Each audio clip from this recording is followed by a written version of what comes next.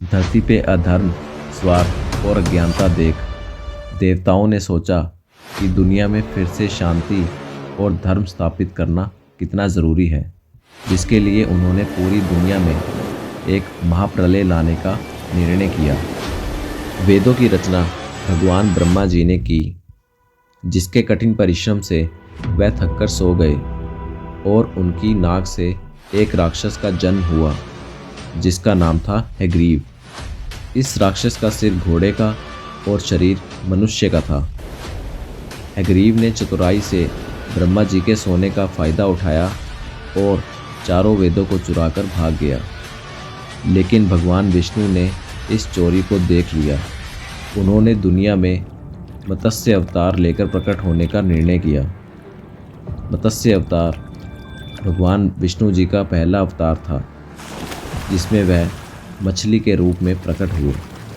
उनका लक्ष्य था चोरी हुए वेदों को वापस लाना और दुनिया में फिर से धर्म की स्थापना करना। राजा सत्यवत मनु एक महान, धार्मिक और न्यायप्रिय राजा थे। एक दिन वह नदी तट पर सूर्य देव की पूजा कर रहे थे। सूर्य देव को जल देते समय उनके हाथों में एक छोटी सी सुंदर मछली आ गई। राजा मनु ने उस मछली को नदी में डाल दिया और उन्होंने फिर से सूर्य देव की पूजा के लिए अपने हाथों में जल लिया। लेकिन वह मछली फिर से उनके हाथों में आ गई।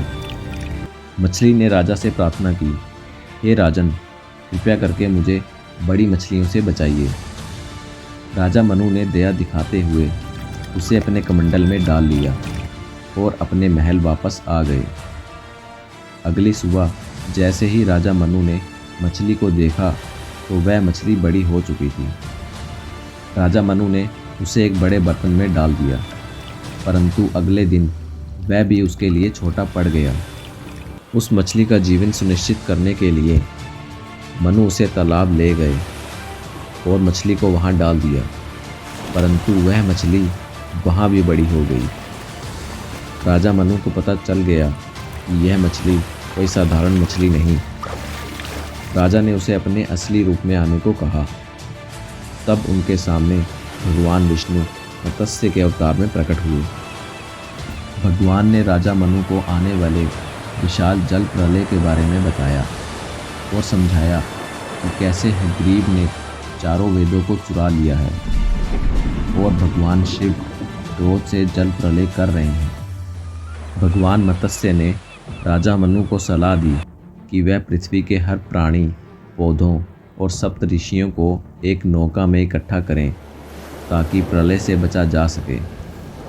7 दिन बाद तीखी आंधियां और बारिश शुरू हुई।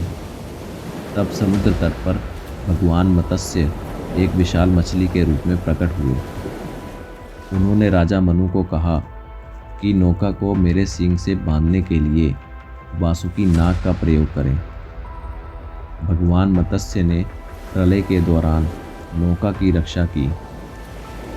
इस दौरान भगवान मत्स्य ने हयग्रीव राक्षस का भी वध किया और चारों वेदों को वापस प्राप्त कर ब्रह्मा जी को वापस लौटाया। हिमावन पर्वत पर पहुंचते समय भगवान ने राजा मनु को अनेक ज्ञान दिए और धर्म का महत्व समझाया, जिसके बाद भगवान विष्णु पृथ्वी से अंतर्ध्यान हो गए। उन्होंने राजा मनु को नई दुनिया के संचालन के नियम और आदर्श बताए। इस ज्ञान को मनुस्मृति कहा गया है। आशा करते हैं आपको यह वीडियो अच्छी लगी होगी। ऐसी और वीडियोस को देखने के लिए हमारे चैनल को सब्सक्राइब कर लीजिए। मिलते हैं आपसे अगली वीडियो में।